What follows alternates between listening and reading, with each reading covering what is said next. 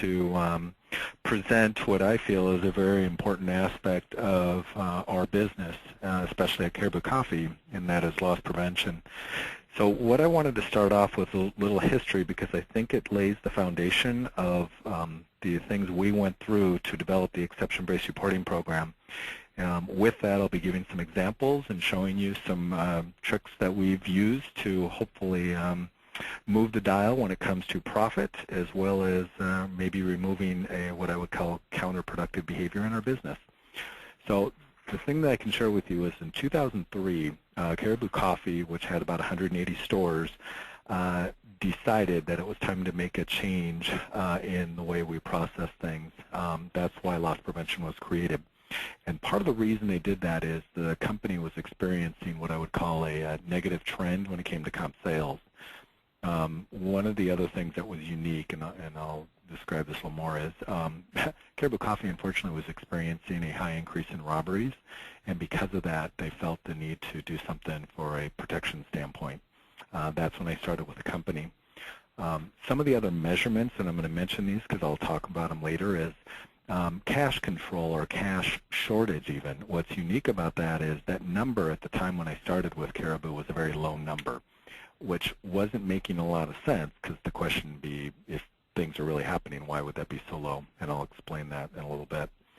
Not all the product that Caribou actually uses was inventoried, so they had a hard time trying to understand, was the merchandise walking out the door, was it being given away, was it being thrown away? So the only real measurement we had were COGS, but unfortunately for us, there were so many different factors that would go into the COG number, you couldn't really isolate what seemed to be the driving force behind the negative number. So with that, again, the biggest thing was comp sales. We're at a year-to-year, 3-year negative trend. The decision was to start loss prevention. When I started, my first goal was to identify employee theft behavior at the POS system. Very unique considering 180 stores. How do you look at them from Minneapolis? The other part was focused on site safeness due to the robberies. So what we could do to help minimize our risk and protect our employees and our guests. From the robbery perspective, we actually installed some cameras in the Atlanta market. Again, cameras weren't used to prevent the robbery. We certainly hope it would, but it was really that in the event of, we could identify and hopefully work with police for an arrest. But I'll talk a little more about what happened with that in a little bit. The other thing that I was challenged with was I had to solicit vendors that have already developed a exception-based reporting program. And I learned very quickly that most of the vendors out there did not understand our POS system, PosiTouch, and how Caribou actually used it. A little unique with us. We could have easily bought a CAN program, but what I have to tell you is we were introduced to iControl. They understand our POS system better than anybody, and with our partnership on some of the tools we've developed that we'll go over, I think we were not only able to streamline what we're doing, but what was unique is I don't think we wasted our money on stuff, on programs, reports, and all that we would never use because our POS system didn't collect the data. So not a plug necessarily to iControl, but I have to tell you, if you have iControl, it's the best fit to PosiTouch that I've come across. From that, one of the perspectives that loss prevention does is we eliminate opportunity and then place a spotlight on activity based off exception. So I say that because once I started learning what the POS system could do or couldn't do or what we could eliminate, I then had a better opportunity to put spotlights on what we had to deal with from a programming standpoint. One of the first approaches, though, is I had to analyze how were employees stealing. So remember earlier I made a comment about the cameras we put in Atlanta. I was able to actually review about a 30-day window of video in his store to try to figure out why they were at a double-digit negative comp. And as they started evaluating everything, unfortunately I didn't have visibility to the POS. iControl didn't exist at the time. So tendencies from a loss prevention standpoint, always look at your building, what's happening an hour before you close and after close. And I say that because there is a tendency, and you know, I'm a firm believer that man or woman is a creature of habit. And if they continue to do something they've always done and gotten away with it, why would they stop? And the creature of habit when it comes to theft is if nobody's around or they feel that leadership won't stop in close to closing or at closing, why not take advantage of it? And sure enough, that's what I found in a location that I started monitoring, and found that everything they were doing was roughly around that time. Late night, before close, friends were coming in. Turns out we're getting free drinks. Items weren't being rung up. Overrings were being performed, to be honest, to steal cash. Employees were deleting items in the check. They were placing money in the tip jar that didn't belong to them. Employees were walking out with product at close, such as milk, food, merchandise. The end result, and I say this because it's the evolution for Caribou, was we had 8 employees, including the store manager, we released for theft in a single store.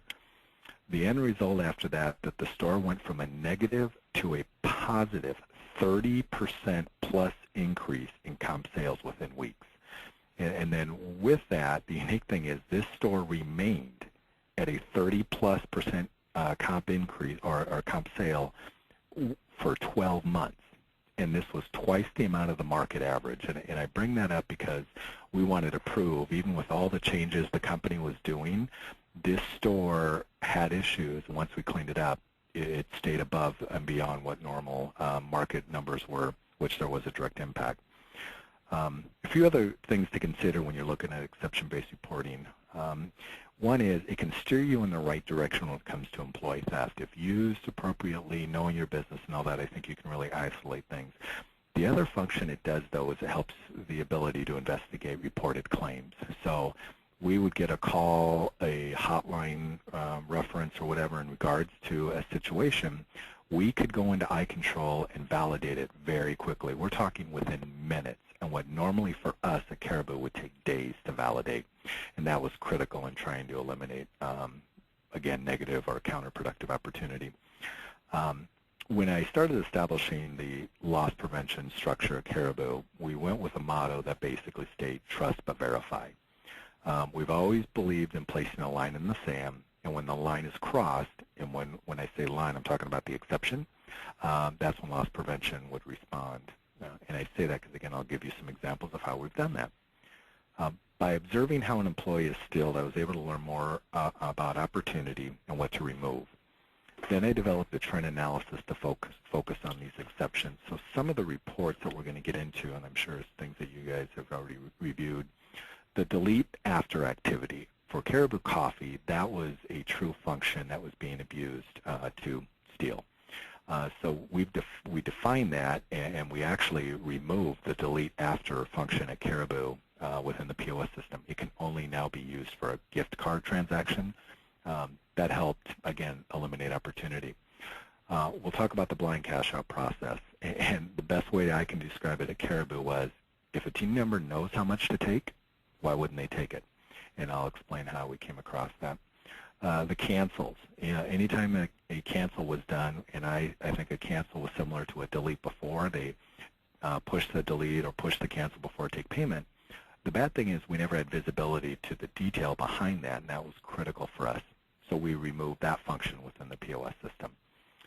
Drawer compulsion. We discovered that some of our employees would leave the drawers open for a period of time, 2, 3, 4 minutes, but would ring up or appear to ring up several transactions during that time. So we put drawer compulsion in place that basically says you can't start the next transaction until you close the drawer. It just won't let you do that. So the time duration or the long ticket time report was able to be used once we eliminated that. For Caribou, the employee discount program that we had before iControl, exception-based reporting and everything was not very good. And for us, there was no visibility to the recipient, so the abuse of that was happening, and I'll explain that. Coupons, another great avenue that unfortunately people have abused and take advantage of.